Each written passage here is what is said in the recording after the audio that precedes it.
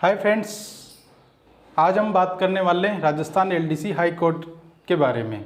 इसके सिलेबस के बारे में कौन कौन सी बुक्स पढ़नी है और कौन कौन से टॉपिक पे फोकस करना है, और जो बिगिनर है पहली बार तैयारी करा उसको क्या करना है, और जो पहले से हिंदी इंग्लिश और जीके वगैरह पढ़ चुका है उसको कैसे तैयारी करनी है, इसके बारे में हम बात करते हैं। फ्रेंड्स, सबसे पहले तो मैं बता दूं, सिलेक्शन के लेना अलग चीज़ है और एवरेज नंबर लाना बहुत अलग चीज़ है।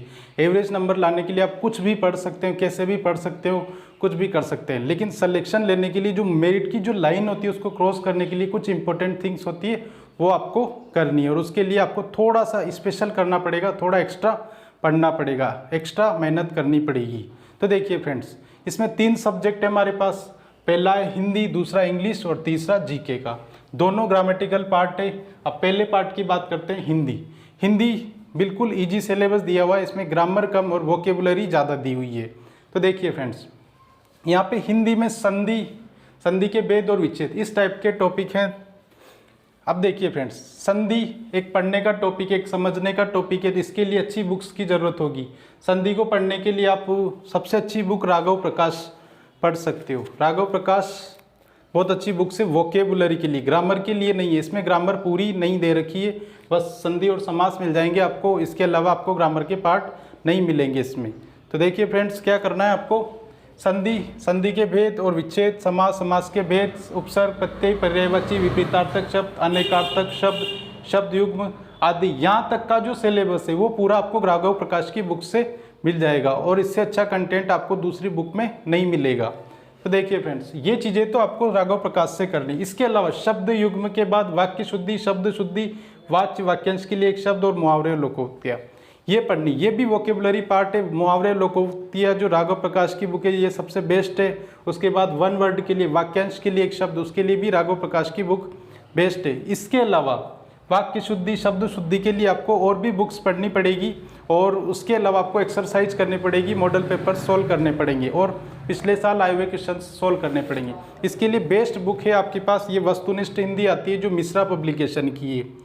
मिश्रा जी भी अच्छे राइटर हैं, उनकी ये बुक है, और उनकी एक और बेसिक बुक आती है जो ग्रामर के लिए, हिंदी व्याकरण। हिंदी व्याकरण भी बहुत अच्छी बुक्स है, तो इनसे भी आप पढ़ सकते हो। इन तीनों बुक्स का इस्तेमाल करके आप हिंदी में 100/100 नंबर ला सकते हैं। तो फ्रेंड्स, अगली बात करते हैं हम इंग्लिश की।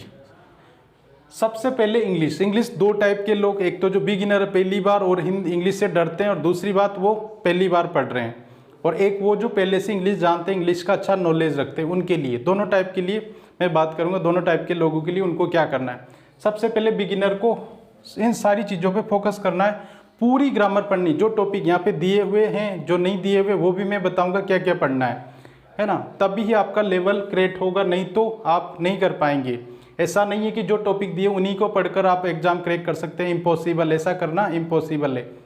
ठीक है फ्रेंड्स, तो देखते हैं। सबसे पहले सेंटेंस इंप्रूवमेंट हमारा टॉपिक दिया। सेंटेंस इंप्रूवमेंट के लिए आपको फ्रेज का नॉलेज होना चाहिए, फ्रेजल वर्ब का नॉलेज, इडियम्स का knowledge, preposition, determiner, article, subject verb agreement, इन सबका नॉलेज होना जरूरी है, तभी आप सेंटेंस को इंप्रूवमेंट कर सकें। इंप्रूवमेंट का मतलब सुधार करना, तो सेंटेंस में सुधार तभी होगा जब आपको ग्रामेटिकल पूरा नॉलेज होगा। अगर उससे कम नॉलेज है तो आप नहीं कर सकते। दूसरे नंबर पे आता है टेंस। टेंस आपको पढ़ना है, टेंस आप जानते ही हैं। उसके बाद एक्टिव पैसिव। एक्टिव पैसिव पढ़ने के लिए आपको वर्ब का नॉलेज होना चाहिए, और इंपेरेटिव सेंटेंस के टाइप्स का नॉलेज होना चाहिए। ठीक है फ्रेंड्स, अगला देखते हैं डायरेक्ट इनडायरेक्ट। इसमें भी आपको ग्रामेटिकल और भी यूजेस, ग्रामर के और भी टॉपिक्स का नॉलेज होना चाहिए। अगला देखते हैं ट्रांसफॉर्मेशन ऑफ सेंटेंस। इसमें negative to interrogative, interrogative to negative, assertive, ये सब सेंटेंस बनाने को मिलेंगे, जिसके लिए भी आपको अच्छा खासा ग्रामर का नॉलेज होना चाहिए। इसके लिए डायरेक्ट ऐसा नहीं कि आप बिना ग्रामर के नॉलेज के ट्रांसफॉर्मेशन ऑफ सेंटेंस कर सकते हैं, इम्पॉसिबल है।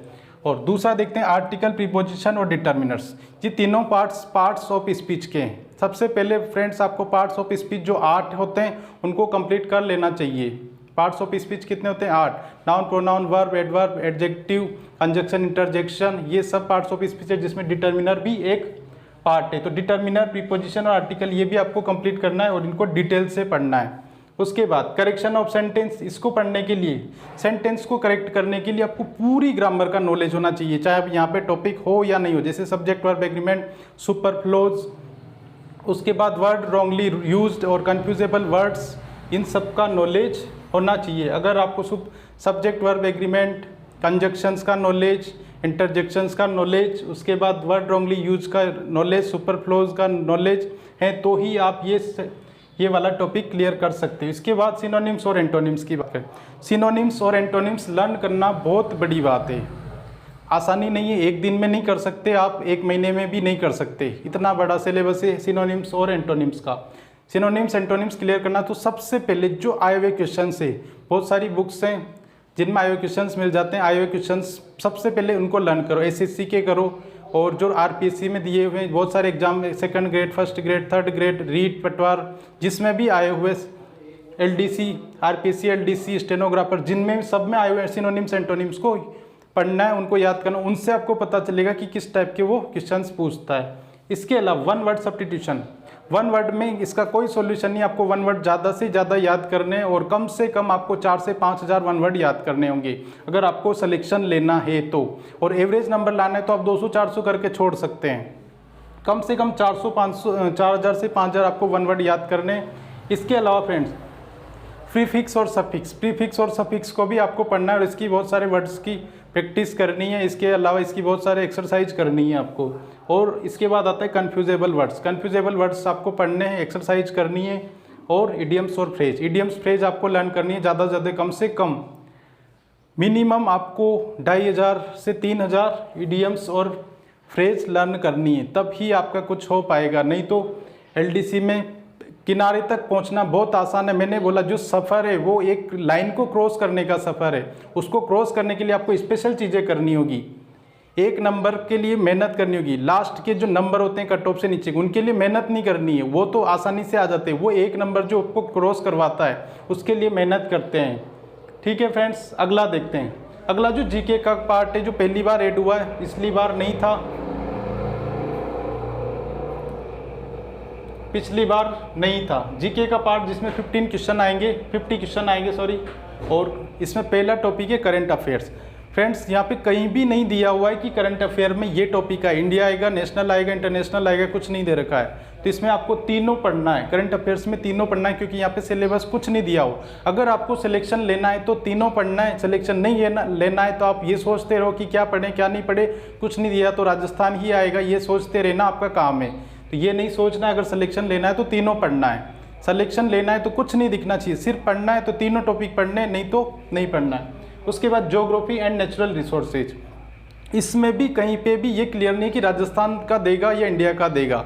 तो फ्रेंड्स आपको कुछ नॉलेज तो वर्ड्स का भी होना चाहिए, बेसिक नॉलेज, जैसे स्टार्टिंग का भौगोलिक स्थिति और स्थान।